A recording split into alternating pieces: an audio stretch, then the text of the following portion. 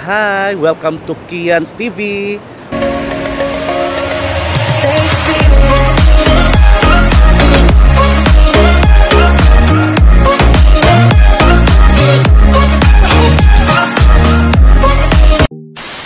So guys, for today's video, ipapakita ko sa inyo kung saan na naman ako gumala ngayon, di ba? So ipapakita ko sa inyo kung gaano na naman kaganda ang lugar na pinuntahan ko today. Last vlog ko or last video ko is nakita nyo naman na nandun ako sa Papinay. Today, nandito ako ngayon sa Tago. So iba yung lugar kaysa nung unang video ko. Dito naman, nasa hilalim ako ng hindi siya puno kundi mga coconut tree, pero yan pala nakikita nyo, pero ipapakita ko sa inyo kung gaano kaganda ang nasa harap ko. So ipapakita ko rin sa inyo yan, guys. So ayan, guys, so dahan unti, ayan yan, guys, nakikita nyo yan, ang ganda, diba? So baka natatanong kayo kung saan ako ngayon. So today, nandito po ako ngayon sa Tago, Surigao del Sur. So ngayon, ipapakita ko sa inyo kung gaano ka talaga siya kaganda.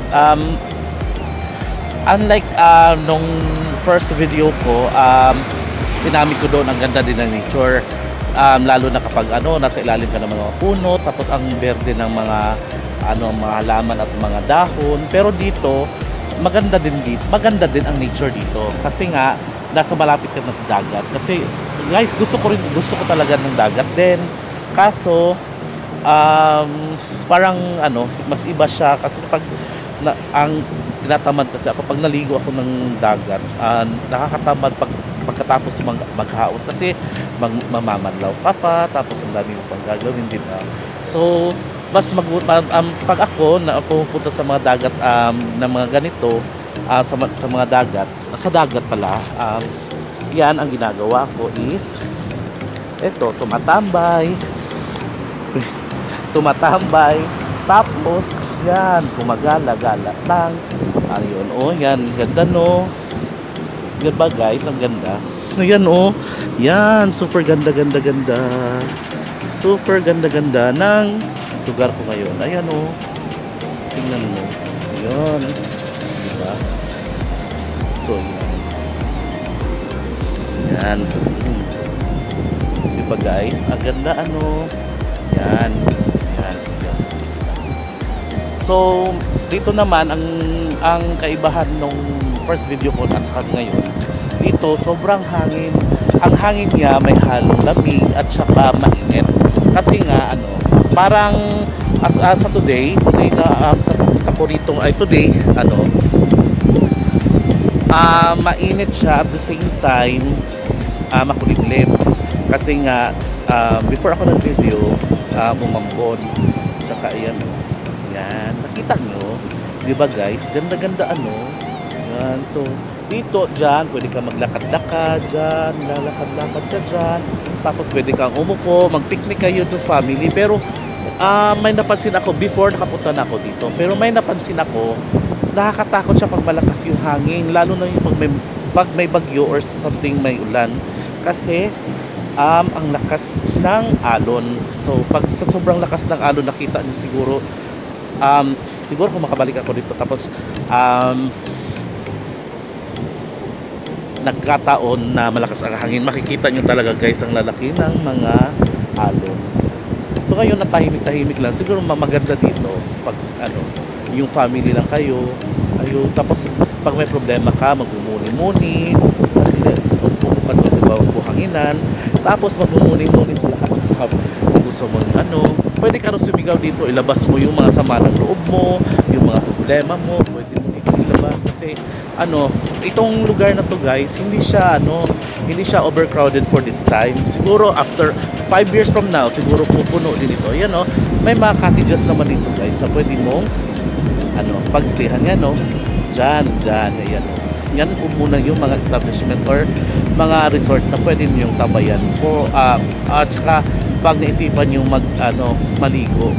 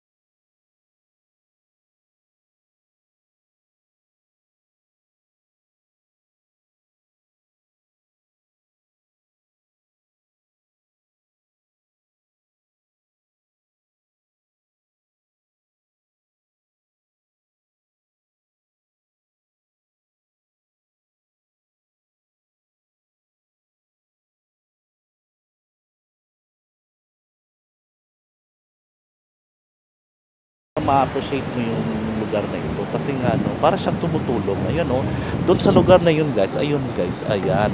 Diyan kung nakikita nyo, ayan, yan. Kung nakikita nyo, ayan oh, yan. Nagfa-fog siya guys pag malakas ang hangin. Yan, dito.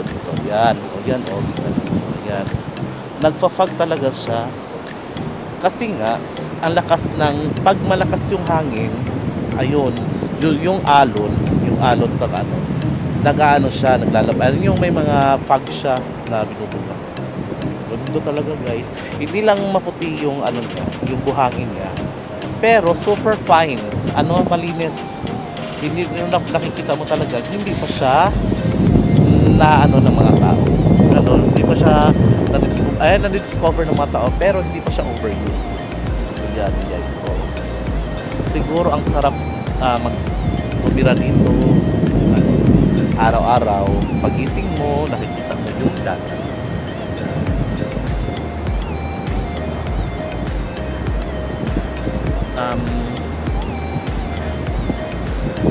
Pag may boyfriend ka or may kasintahan ka, yan, masarap dito mag-date kasi nga ang ganda ng lugar, ang tahimik, pwede kayo makapagplano kung if ever kayo may forever or kayo talaga makakapag-isip kayo kung ano at makapagplano kung ano yung future. Di ba guys? Sarap din dito mag-photoshoot, lalo na yung sa kasal.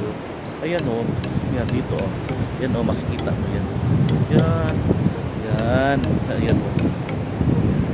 Sa pagkakaalam ko malapit daw ito sa Pacific Ocean, kaya ano siya, maalon. Ay, ito pala, ang sasabihin ko pala kung ano ang lugar to. Baka marami nagtatanong sa inyo kung anong lugar po ito. Guys, nandito po ako sa Tagu, Surigao del Sur. Saan ba ito? Before magtandag, Tagu mo. From Lianga, kasi nga from Butuan, pupunta kayo ng Lianga, dadaan kayo Prosperidad, lalabas kayo ng Los Arcos, palabas dyan Lianga. From Lianga to Tandag, before kayo makapagtandag, Tagu muna. So madadaanan nyo ito, pero mas ma-appreciate mo, makikita mo itong lugar na ito, ma-appreciate mo lalo na pag morning, siguro hapon, mga oras na ganito, ma-appreciate nyo ang ganda ng dagat pag dito kayo sa Coastal Road. Kasi dalawa kasi ang road dito. May main road, ang main road is yun yung dating daan, dati talaga niyang daan, yung talaga yung daan niya papuntang Tandag, yung parang yung unang daan. Pero ito, yung pangalawa, Coastal Road ang ginawan dito ng Coastal Road. So, pag dito ka talaga dumaan, dito kayo dumaan guys, makikita nyo talaga to. Kasi ang road is malapit lang siya sa dagat. Ayan. So, dito, straight lang kayo. Paglabas nyo, ganun din may intersection, magkikita-kita din kayo kung doon kayo dadaan sa lumang daan.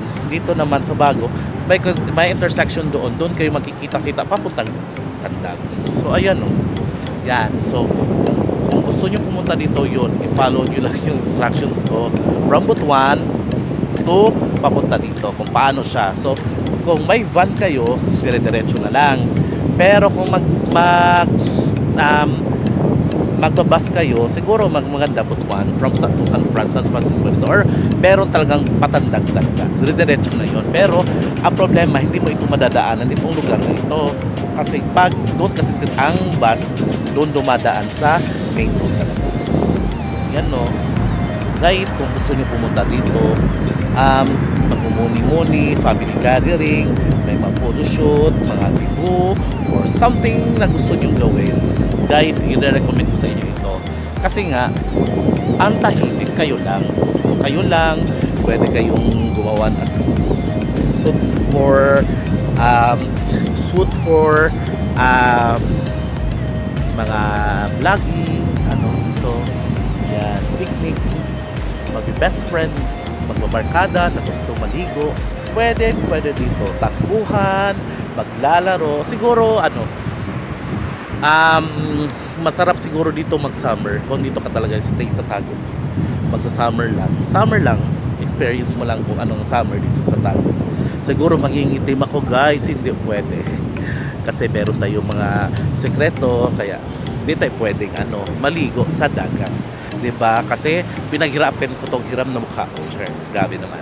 Siguro no. So, guys, kung gusto niyo kung gusto niyo mag-chill or gusto niyo maligo ng dagat na with the family or with your boyfriend or girlfriend, guys, I recommend punta kayo dito sa Tago, Surigao del Sur.